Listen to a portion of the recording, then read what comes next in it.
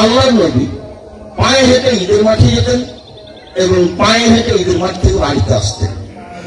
পায়ে হেঁটে যেতে হবে জরুরি নয়, যদি না পারা যায় তাহলে কি পায়ে হেঁটে যাব, তবে পাশে থাকলে সম্ভব চেষ্টা করতে হবে পায়ে আসা পায়ে যাওয়া। মাধ্যম গ্রহণ করা যাবে স্বাভাবিক দূরে হলে, তাতে এমনিতেই বোঝা যায়। সম্মানিত দিনী ভাই বোন, তারপরের কথা হলো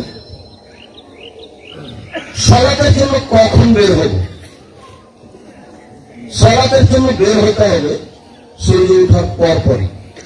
আব্দুল্লাহ ইবনে বুসর রাদিয়াল্লাহু তাআলা থেকে বর্ণিত, আন্নাহু খারাজা মা'আন নাস ফি ফিতরিন আও আযা।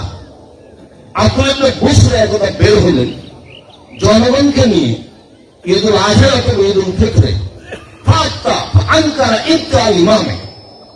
তখন তিনি ইমামের দেরি করে সালাত আদায় করাকে নাকচ করে দিলেন। তিনি বললেন, ইন কুন্না লাকাদ ফারাগনা সাআতানা হাযিহি, তুমি সেই সময়ে সালাত আদায় করছো, এইটা আমাদের সময় ছিল না, এই সময়কে আমি নাকচ করলাম। ওয়াযালিকা হিনা তাসবিহ, এইটা ছিল চাষের সময়, 7টা 7:30 এরকম সময়, এইটা নয়, এর আগে হতে হবে।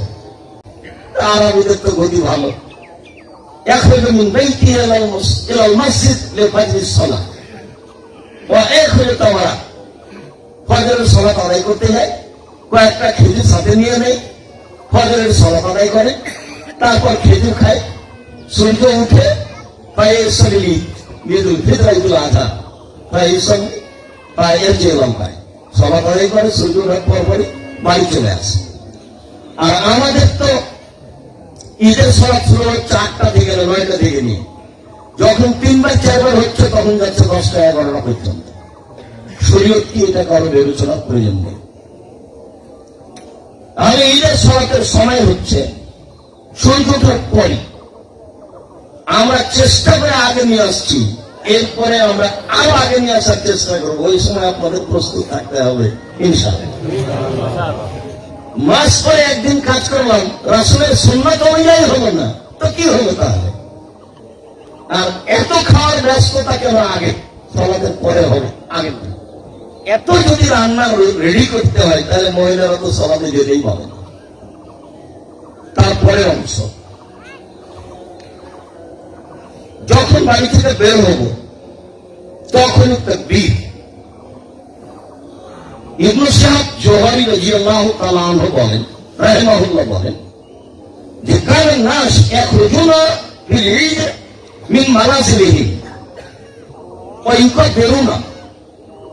সেই কালে সাহাবী তাবেঈগণ বাড়ি থেকে বের হতেন, তখন তাকবীর পাঠ করা শুরু করতেন, হাত্তা আতা মুসাল্লা, ঈদের মাঠ পর্যন্ত, হাত্তা এক হয়ে গেল ইমাম, ফাইদা খারাজের ইমাম সাকাত। ইমাম যখন বের হয়ে যেতেন সালাতের জন্য, তখন তারা চুপ থাকতেন। এই বিবরণ অনুযায়ী বাড়ি থেকে ঈদের মাঠ পর্যন্ত ঈদুল ফিতরের তাকবীর। বেশি অতিরিক্ত এই দিন আব্দুল্লাহ ইবনে মাসউদ রাদিয়াল্লাহু তাআলা থেকে বর্ণিত, আল্লাহু ইউকাব্বিরু আইয়ামাত তাশরীকে, আল্লাহু আকবার আল্লাহু আকবার লা ইলাহা ইল্লাল্লাহ আল্লাহু আকবার আল্লাহু আকবার। আব্দুল্লাহ ইবনে মাসউদ এই তাকবীর পড়তেন। এই তাকবীর ছাড়া সহিহ সনদে আর কোন তাকবীর বোঝা যায় না। এমনি আল্লাহু আকবার তাকবীর হিসাবে পড়বে আল্লাহু আকবার আলহামদুলিল্লাহ, কিন্তু মূলত তাকবীর যেটা সেটা আব্দুল্লাহ ইবনে মাসউদ থেকে এটাই পাওয়া যায়। আর থাকলো ঈদুল আযহা, তো ইয়াখরুজু আব্দুল্লাহ ইবনে উমর ও আবু হুরায়রা রাদিয়াল্লাহু তাআলা আনহু ইলা সুক ওয়া ইউকাব্বিরুনা ফিল আশরিল আইয়াম ফিল আশরিল হিজ্জা। আব্দুল্লাহ ইবনে উমর আবু হুরায়রা রাদিয়াল্লাহু তাআলা আনহু যুলহিজ্জার 1 তারিখ থেকে নিয়ে যুলহিজ্জার 13 তারিখ পর্যন্ত, যুলহিজ্জার 1 তারিখ থেকে নিয়ে 13 তারিখ পর্যন্ত একটা টানা তাকবীর পড়তেন, তাহলে 13 দিন, জুলহিজ্জার 1 তারিখ থেকে একবারে 13 তারিখ পর্যন্ত আল্লাহু আকবার, আল্লাহু আকবার, লা ইলাহা ইল্লাল্লাহ, আল্লাহু আকবার, আল্লাহু আকবার, ওয়ালিল্লাহিল হামদ। এ হলো ঈদুল ফিতর আর এ হলো ঈদুল আযহা। এরপর সালাত। আবু সাঈদ খুদরি রাদিয়াল্লাহু তাআলা আনহু বলেন, يخرج النبي صلى الله عليه وسلم يوم الفطر والأضحى أول شيء يبدأ به الصلاة। قال ابن হাকামি খুতবা চালু করেছে সালাতের আগে। আমাদের দেশে নেতারা খুতবার সালাতের আগে বক্তব্য দিয়ে থাকেন। সালাতের আগে কোনো কিছু করা যাবে না।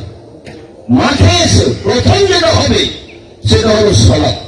সুমাইয়ান ফারিফ মোকাবেলা নাস নাস জরুরি শোনা আসেন করিহীন। তারপর আল্লাহ রাসূল মুসলিমের মুখোমুখি দাঁড়াতেন, মুসলিমের স্বস্ব স্থানে বসে থাকতেন। ফায়াইদুহুম ওয়া ইউসিহুম ওয়া ইয়ামুরুহুম, তিনি উপদেশ দিতেন, কিছু নসিহত করতেন, কিছু কাজের আদেশ দিতেন। এই হচ্ছে ঈদের মাঠের প্রথম কাজ। তারপরে অংশ পুরুষ তো ঈদের মাঠে যাবেই, মহিলাদেরকে যেতে হবে, জরুরি। উম্মে আতিয়া রাদিয়াল্লাহু তাআলা আনহা বলেন, উমিরনা নুখরিজাল হুয়াজ ইয়াওম ঈদাইন ওয়া দাওয়াতিল কুদুর ইয়াশরাকনা জামাআতুল মুসলিমিন ওয়া দাওয়াতাহুম। ঈদের মাঠে ভালো মহিলারা তো যাবেই, যুবতী মেয়েরা তো যাবেই, ঋতুবতীকে যেতে হবে।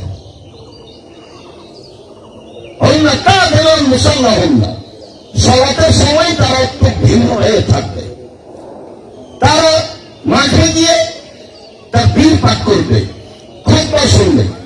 মুসলিমে এসেছে নাস, তারা মানুষের সাথে তার বীর পাঠ করবে। মহিলারা মানুষেরাও বলে আল্লাহু আকবার, আল্লাহু আকবার, লা ইলাহা ইল্লাল্লাহ, আল্লাহু আকবার, আল্লাহু আকবার, ওয়ালিল্লাহিল হামদ। এই তাকবীর মহিলারা পাঠ করবে এবং খুতবা শুনবে, যা বুখারী মুসলিমের হাদিসে বোঝা যায়। তারপরে অংশ সালাত শেষ হয়ে গেলে খুতবা, বক্তব্য। রাসূল জনগণের সামনে দাঁড়িয়ে বক্তব্য দিতেন। এখন যেটা বোঝা গেল, তাই এখন মোকাবেলা নাস, মানুষের মুখোমুখি দাঁড়াতেন, যেমন এখন দাঁড়িয়েছে, এবং মানুষকে উপদেশ দিতেন। অফিরে হয়েছেন অন্য এক বর্ণনা এসেছে, তাতেন নিসা, মহিলাদের সামনে আসলেন। তাহলে বোঝা যাচ্ছে যে মহিলারা ভিন্ন জায়গায় থাকতেন, ওই বক্তব্য মহিলারা শুনতে পাবে না, কেননা মায়ের তো ব্যবস্থা নেই। মহিলাদের সামনে যেতেন,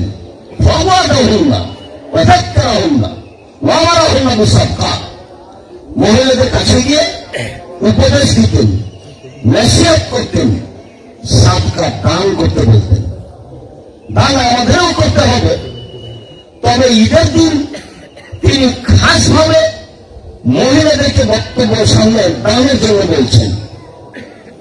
বর্ণনাকারী আব্দুল্লাহ ইবনে বলছেন, রাইতু হুন্না, আমি মহিলাদের দেখলাম, ইউবিনা ইল আযানিহিন্না ওয়া হুলুকিহিন্না, দেখছি মহিলারা তাদের হাত কানের দিকে নিয়ে যাচ্ছে, কানের গলার নাকের যা গয়না আছে, কানের গয়না, নাকের গয়না, গলার গয়না সব খুলে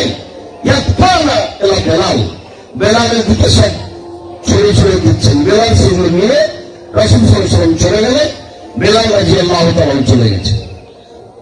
আরেকবার মধ্যে এসেছে, তিনি মহিলাদের সঙ্গে বললেন, তাসাদ্দাকু তাসাদ্দাকু তাসাদ্দাকু, মহিলারা তোমরা দান করো, দান করো, দান করো, এসব কথা বললেন। আবু সাঈদ খুদরি রাদিয়াল্লাহু তাআলা আনহু বলেন, খারাজা রাসূলুল্লাহ সাল্লাল্লাহু আলাইহি ওয়াসাল্লাম ইয়াওম ফিত্র ওয়া আযহা ইলাল মুসাল্লা, আল্লাহর নবী ঈদুল ফিতর এবং ঈদুল আযহায় ঈদের মাঠে গেলেন। ফামাররা আলান নিসায়ে, তারপর এক সময় মহিলাদের সামনে দিয়ে গেলেন। মহিলাদের সামনে গিয়ে বললেন, ইয়া মাশারান নিসা তাসাদ্দাকনা উইতকুন আকতার আমিনা, মহিলারা শোনো, তোমরা দান করো। আমি দেখছি জাহান্নামের অধিকাংশ মানুষই নারী। মহিলারা তোমরা দান করো। আমি দেখছি জাহান্নামের অধিকাংশ মানুষই নারী। মহিলারা তোমরা দান করো। আমি দেখছি জাহান্নামের অধিকাংশ মানুষই নারী। তাহলে বোঝা যাচ্ছে যে দান দিয়ে জাহান্নাম থেকে বাঁচা যায়। তাই দান করো, জাহান্নাম থেকে বেঁচে যাওয়া। অনেক বর্ণনায় আয়েশা রাদিয়াল্লাহু তাআলা আনহা বলেন, কাল রাজুলুন নবী সাল্লাল্লাহু আলাইহি সাল্লাম, একজন লোক আল্লাহর নবীকে বললেন, আল্লাহর নবী, এই উম্মি উহতারাকাত মুসা, আমার মা হঠাৎ মারা গেছেন। ও আযুল্লাহ ওয়া তাকাল্লামাত তাসাদ্দাকাত, আমি মনে করছি আমার মা কথা বলতে পারলে দান করতেন। ফাহাল্লা আযুন ইন তাসাদ্দাকতু আনহা, আমি যদি আমার মায়ের নামে দান করি তাহলে কি নেকি হবে? তার নাম, তিনি বললেন হ্যাঁ। তাহলে মরা মানুষের নেকির কাজ করা যাবে, সেটা হলো দান।